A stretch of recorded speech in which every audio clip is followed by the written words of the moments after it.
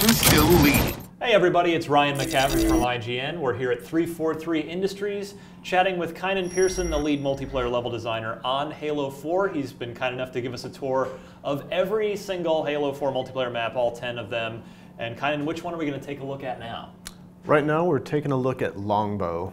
Longbow is a large-scale BTB map. It supports vehicles and it takes place in a frigid remote climate where they use powerful channel-based mass drivers to launch monitoring relays deep into space. I'm very anxious to see this one because when you scale large scale with vehicles and ice, it reminds me, of course, of Sidewinder from Halo 1. So let's see what it actually looks like. All right, so getting started, it looks like I've started at B base. So during Dominion, you can see that there's different base structures in the map. So we've got two on the outside edge of the map, one located here, the other on the opposing side, mirrored over here. We have a central base structure right here. And then while these don't play into the Dominion support, you also have bases on the outer sides of the map. As you can see, when we transition, we've got snow-based on this side, and for side differentiation on the other side, you can see that it transitions to dirt, to more gravel and more melted. So the base on the other side is located back in this section. So these are little areas that you can reinforce, pick up the sniper rifle, go back in here and kind of stay out and get some long lines of sight in for flag defense.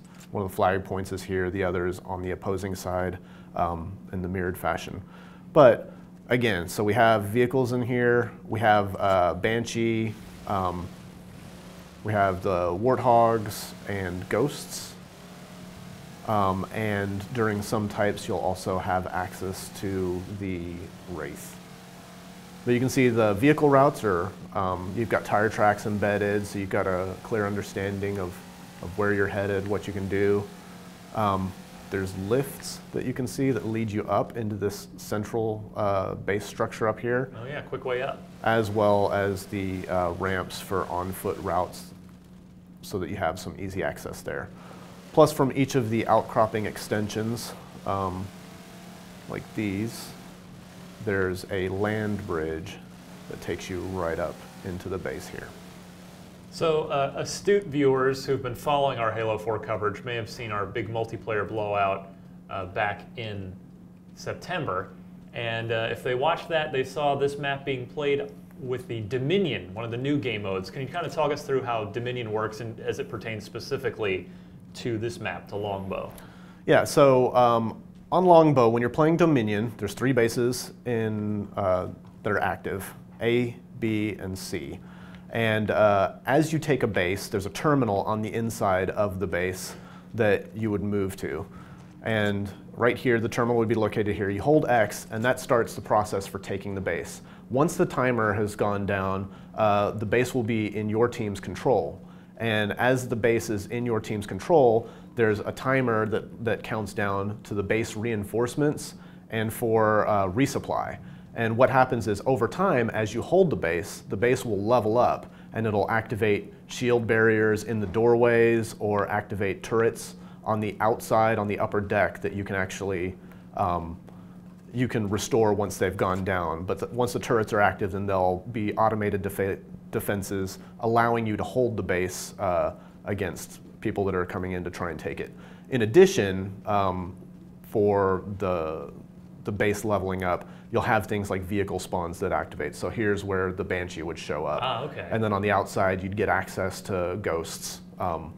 So yeah, holding the base longer makes the base level up faster, and it makes it take a little more time to take. If you control all three of the bases simultaneously, it puts the opposing team into last stand. And what last stand is it prevents them from respawning if they die, but it gives them all overshields to kind of give them a little boost towards taking another base. Interesting. If you kill everybody in last stand, then you win the mode without having to just basically gain points by holding the bases. So this is one of the other bases, the smaller scale bases. And you can see that there's little routes on the outside. There's also a vehicle route on the backside, which is wide enough to kind of take a wraith back. But it also gives you an alt route to travel from one of the lower bases to the other. In some modes, we have some of the routes cut off, but you can see here that there's actually this little structure that gives you an interconnect that also cuts through the big kind of cliff area right here. So there's a lot of ground to cover here. What armor abilities might be beneficial to this map? Well, vehicles definitely help you cover a lot of ground. Again, we've constructed a lot of different areas to allow for support for all of the armor ability types.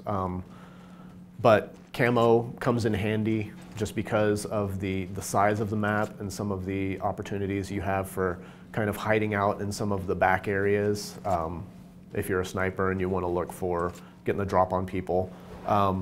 Jetpack can assist, though we've made some really easy routes to get up and down, and the vehicles also help you cover just as much ground. Here's the route whenever you're taking the bottom to come up from the lift to assault this base as well. Early on in development, whenever we were working on this map, it's pretty much kept the layout as it is, but we did find that these areas were open up here, so people were engaging long range constantly from this position, and this ended up becoming a little more powerful than we wanted it to be. So hence those walls there? Hence those walls. We cut off some of the lines of sight, made it a little more awkward to have the engagements between those areas without players committing to one area or another. Yeah. Any particular custom game types that you enjoy that might work well here? Yeah, I mean, anything that revolves rockets with infinite ammo, you know, it's always going to be fun. Messing around with increasing play speed, just there's all kinds of things that you can play around with the character customization options, changing gravity settings and all that. So any large scale map is going to leave you ample opportunity to kind of do a little more dramatic movement shifts or adjusting the player package a little more. And this could be a good map once you attain your specialization. If you were playing with the wheelman specialization, you could earn some points in here by driving the Warthog around. Absolutely, that's a great point. This is a great map for driving the Warthog and just being a gunner. It's music to my ears. Well, that is Longbow. And for more on all 10 Halo 4 multiplayer maps, we've got tours of them all. Keep it locked right here to IGN.